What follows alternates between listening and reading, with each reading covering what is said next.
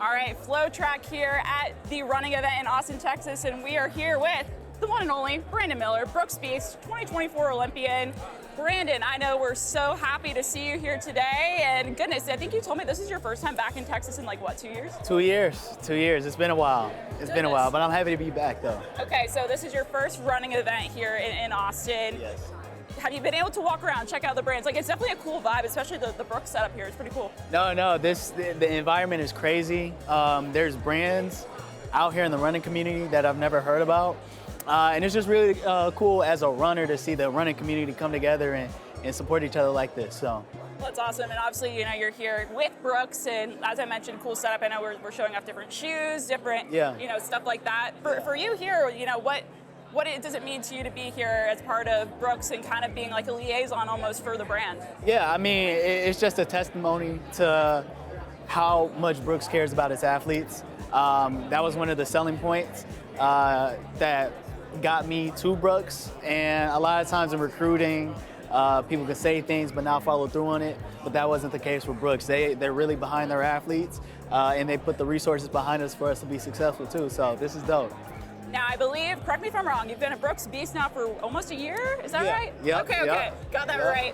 You know, what's that been like? You've been training in Seattle up there with the Brooks Beast Club. Obviously, it was a great last competition year for you. Tell me about that transition to Seattle and joining the crew there. It was great. It was great. I mean, the family, like the team is a family. Danny did a really, really good job of integrating what I was good at into his system. And I mean, he's just a mastermind at it. Julian did an amazing job. Shout out to Garrett. Just shout out to the whole Brooks team. They really made it easy for me to, you know, all I had to do was go out there and run. So I feel like we have to recap the crazy year that you've had so far in 2024, the outdoor season. Obviously, you competed in the 800 meters at the Olympics. You performed really well at the Olympic trials. Obviously, you know, that's for anyone going into Olympic year, that's your hope, right? You're trying to get to the Olympics, and you got there, your first Olympics. Can you take me through just that roller coaster of emotions and that journey that got you to that level? I didn't mean to stop you. No, that's a great question. It was, like you said, it was a roller coaster of emotions. I mean, you start, you know, you have all these high hopes, and you think everything is gonna fall in perfectly. I experienced a little bit of an injury that kept me out for a month and a half, but Danny and the team really rallied around me to keep encouraging me. I was getting some great treatment by our athletic trainer, Sarah, and we just fought our way back, you know? And I think this year I truly learned what it was to be successful and what it took to be successful, and it really took a village. So I was really happy, really excited, and I was just glad I was able to go out there with the little Brooks on my chest and be able to show out for them. Can you recap the Olympics too? So I mean, I was there in person. I got to witness it. I mean, the vibes were crazy. Like it definitely felt like the whole world was just like threw all their energy into the Olympics. For you as an athlete competing at Stade de France, just take me through the, you know, how it was for you. It was amazing. I remember vividly before one of my rounds, they walked us underneath the stadium, and I remember Gabriel Tual was in the heat right before me, and you know, when they announced the Frenchman, everybody erupted and the stadium was shaking. So we was walking, and then you just heard like shaking of the stadium. And I think that was the moment I was like, yeah, we're here at the Olympics. So, but it was amazing just to go out there and run in that environment. I think it really is beneficial for my career going forward, because there's not going to be that many environments that kind of stack up to that one. So I was just so blessed to be able to run in that and compete in that. And I'm really looking forward to, you know, this build up to Tokyo. So I think it's really crazy to think too that like saying like, oh, this was your first Olympics, because I feel like we've just known your name for so long. You know, like you go back all the way to AAU when you're setting like, AAU junior Olympic records as a kid. Have you ever taken the moment to just reflect on your whole journey from like starting off as a kid to being where you are now?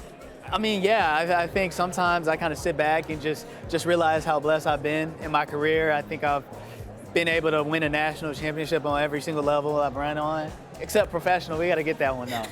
And but it's been great. It's been fun. You know, time has really flown. Feels just like yesterday I was running at AAU, and they was doing like the little prodigy thing on FloTrack and stuff like that. So I'm just taking it day by day, year by year, and just continuing to put in the work to be the best runner that I can be. So. I'm glad that you brought up Prodigy, because if you haven't watched it, go check it out on FloTrack and Mile Split. Throwback, man. Yes, that's right. Throwback. But I remember like watching that video. It was very apparent to me that like your family plays such a big role in your running and just life in general. Yeah. How, especially when looking at this year, how did they support you during this time when it was such a big moment for you? They was everything to me. You know, the beginning of the outdoor season, coming off injury, was kind of rough. I think I put down like 2 147s in a row, and I was like, oh man, we're cooked. But they didn't let me dwell too much. You know, they kept speaking life into me. Danny kept speaking life into me, and they was there in the highs and the lows, and I wouldn't rather have anybody else there with me. So now, shifting focus now, like you said, you're now looking toward Tokyo next year, 2025 World Championships. Yeah. I know we had a chance, our team, to go out and shoot with you out as you guys were getting, the Brooks Beasts were getting back into training in Bellingham, a little team camp. Yeah. So talk about what it's been like getting back into training and really just trying to focus on your goals going forward the next, 9 months or so. It's been great. You know, one thing the team really stresses is brick by brick and consistency. So that's been the main thing I've been focusing on, just showing up day in and day out. Taking care of the things that I can take care of and controlling the things that I can control. And hopefully down the line we get some good results as well. So I'm feeling good, I'm feeling kind of fit. And hopefully by the time August rolls around, we'll be ready to go. So. Can you talk a little bit too about just how, I think this was evident at the Olympics, just how competitive, especially the men's 800 and just 800 in general, even the women's too, has been, and how you have to continually like upping your game, I guess you could say? Yeah, 100%. Everybody decided to spaz out in the men's 800 this year, you know? It's like, but as a competitor, that's what you want, you know? If you're not excited to run in this era of the men's 800, it's like there's not really another exciting time that's going to be quite like this. So for me, it's okay. What can I do to get there? You know, what can I do to continue to be a better runner than I was last year? And that comes to a conversation with my coaches, and just staying prayed up and just executing what I need to execute. And then I think even just curious, beyond even 2025 in Tokyo and just looking at your career as a whole, I mean, you're still pretty new in your pro career, like you're still in your first few years, I would say, and having some of these moments now and having Brooks be a part of it and being part of the Beast, like how do you hope that some of that support continues to where you want to be in, say, 2 years, 3 years? Yeah, I just think I'm really fortunate to say that I believe that whatever I feel like I need, Brooks will provide it for me, and I think that's so important in the growth of your career, and especially leading up to 2028. I mean, we talk about big Olympics, Olympics on American soil. I really want to be ready for that one, and I just think with the support of Brooks, I think we will be. So I'm really excited for my development. I have a really amazing coach. I have an amazing team around me, and I'm excited to see how we keep progressing.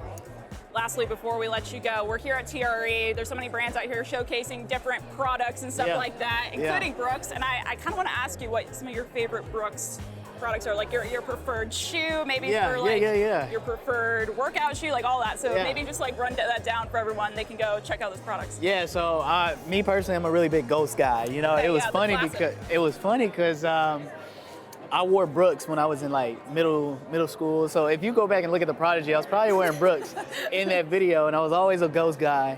So it was really cool to see it come full circle. I love the Hyperion Elites. I mean, that shoe is really nice. And then obviously the spikes that we have, in my opinion, are the best spikes in the world. So I'm gonna keep repping Brooks, and we're gonna keep building. We're gonna keep performing. So I guess for everyone watching, go buy the Ghost, or else, I mean, if you want to be as fast as Brandon Miller, go wear the Brooks Ghost. Brandon, thank you so much for your time today. We appreciate you being here and speaking with us. Thank you so much. I appreciate you. Thank you.